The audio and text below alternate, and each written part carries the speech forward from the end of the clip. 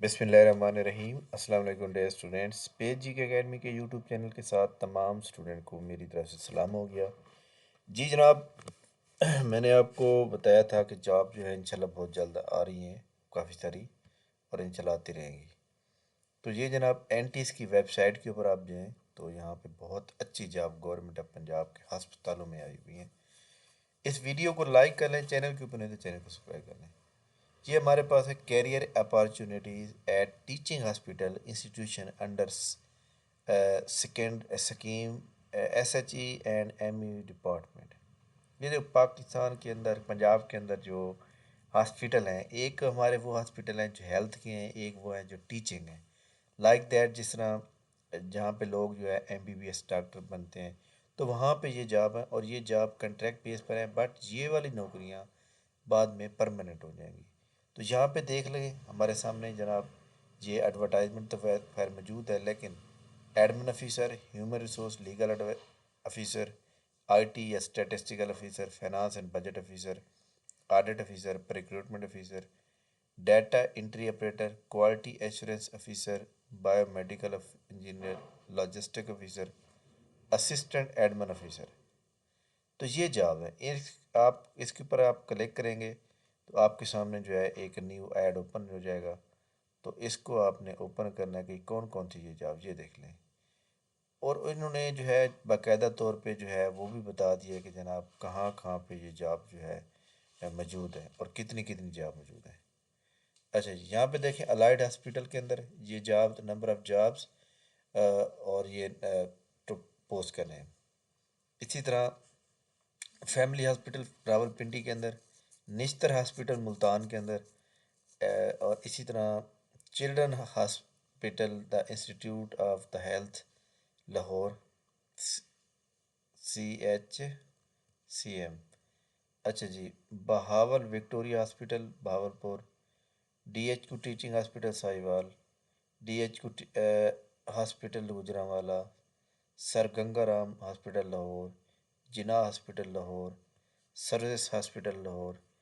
ये याद रखिए ये सारे टीचिंग हॉस्पिटल हैं।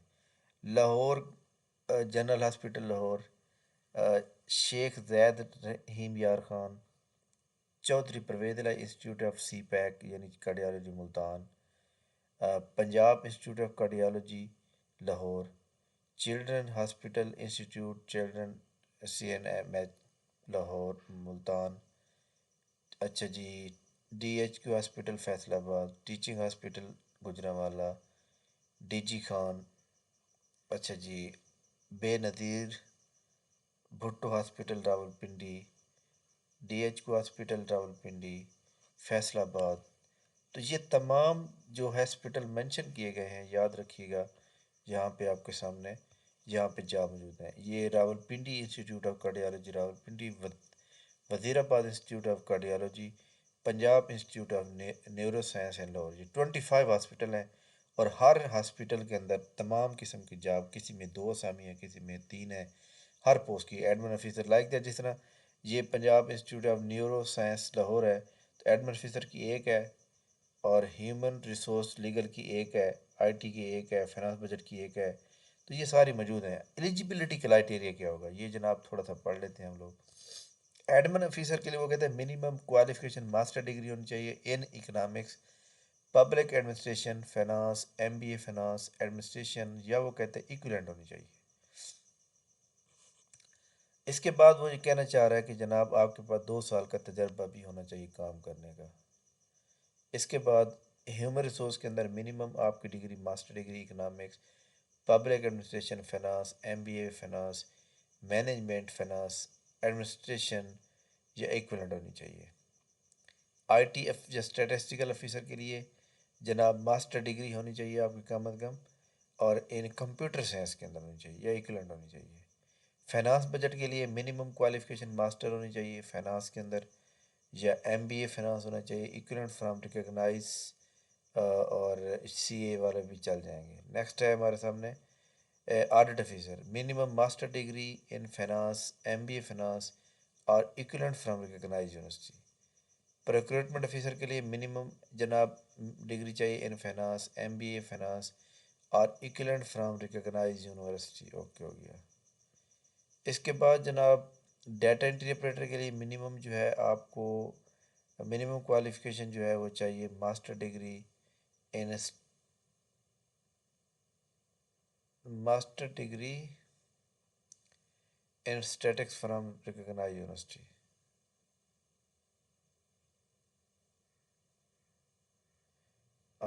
Master minimum qualification B com भी चाहिए, बी कॉम हो या मास्टर डिग्री हो। नेक्स्ट है जनाब एश्योरेंस, क्वालिटी इंश्योरेंस जिसे हम कहते हैं। तो ये जनाब अभी हम और एक स्टूडेंट हैं जो सिलेक्ट हुए हैं डीजी का राजनपुर से, फराज साहब, इनकी हम पोस्ट लगाएंगे बहुत जल्द। अच्छा जी, बायोमेडिकल इंजीनियर हो गया। Assistant admin officer, assistant admin officer के लिए मिनिमम क्वालिफिकेशन डिग्री चाहिए इकोनॉमिक्स में, public finance, MBA finance administration और इक्विवेलेंट फ्रॉम रिकॉग्नाइज्ड यूनिवर्सिटी। तो 2004 की पॉलिसी के मुताबिक इनको भर्ती किया जाएगा। 2004 की पॉलिसी क्या है कि 3 साल पहले आप होते हैं वो जनाब कंट्रैक्ट पे, उसके बाद परमानेंट किया जाता है। एज रिलैक्सेशन भी गवर्नमेंट पॉलिसी के मुताबिक दी जाएगी, यानी फ़ीमेल को 36 और मेल को जो है वो दी जाएगी अपना, बल्कि 5 साल ऐड होते हैं उसके अंदर, और 5 साल जो है उसके अंदर वो ये उन्होंने ऐड कर दी हैं, ठीक है। तो इसमें जनाब जो गवर्नमेंट एम्प्लॉई होंगे वो थ्रू प्रॉपर चैनल अप्लाई करेंगे।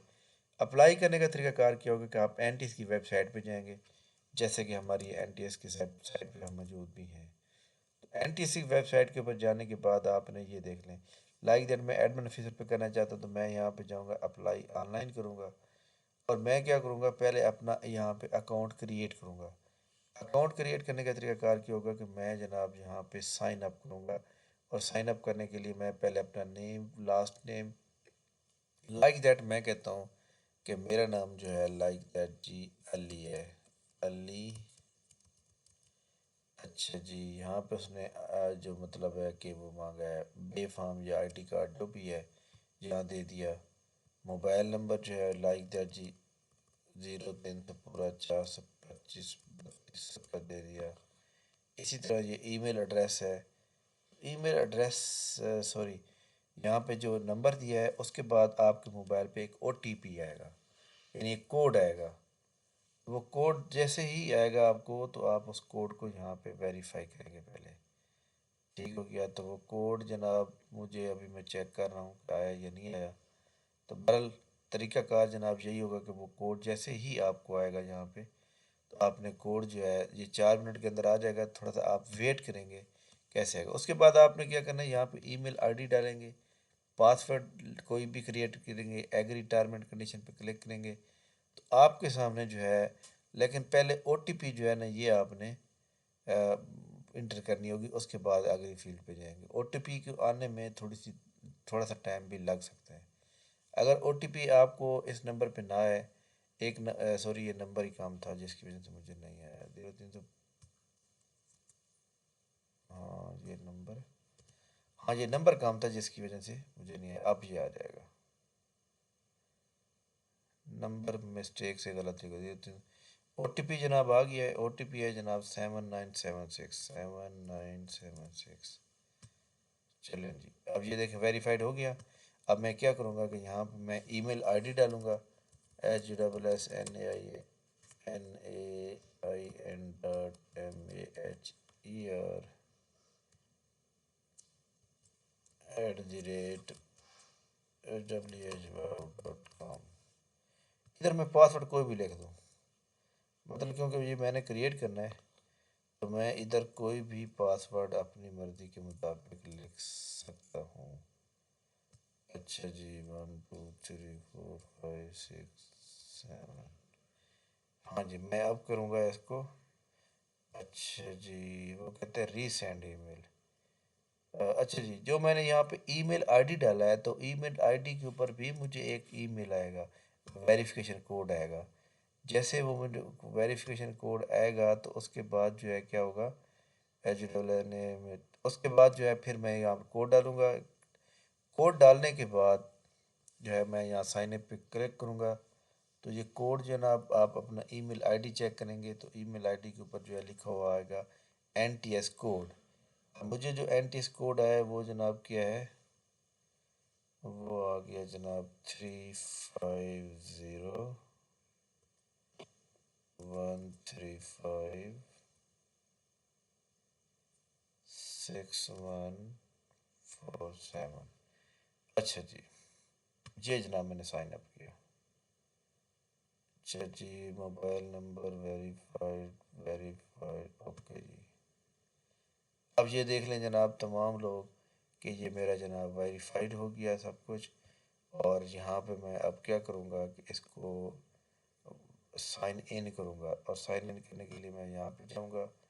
और यहाँ पे जब मैं क्लिक करूँगा तो जनाब हमारे सामने जो एक किस्म का वो नंबर मैंने दिया था, मुझे अब याद वो भी नहीं आ रहा, ये था पासवर्ड किया था, पासवर्ड 12345678। हाँ ये था। अच्छा जी, वो कहता है जनाब कि ये जो है आपका जो है बाई मिस्टेक गलत है। तो खैर बात ये है कि जनाब करना ऐसे ही है आपने। करने के बाद फिर अप्लाई करेंगे, तमाम टर्म एंड कंडीशन इंटर करेंगे। उसके बाद क्या होगा कि आप लोग जो है अब फॉर्म निकलेगा, फॉर्म का प्रिंट जो है आपने NTA इस्लामाबाद को भेजेंगे, और फीस भी पे करेंगे। फीस भी आपकी जो है जैज़ कैश के जरिए पे होगी। Thank you very much. बहुत उम्मीद है कि आपको ये वीडियो हमारी अच्छी लगी होगी। Thank you very much. अल्लाह हाफिज़।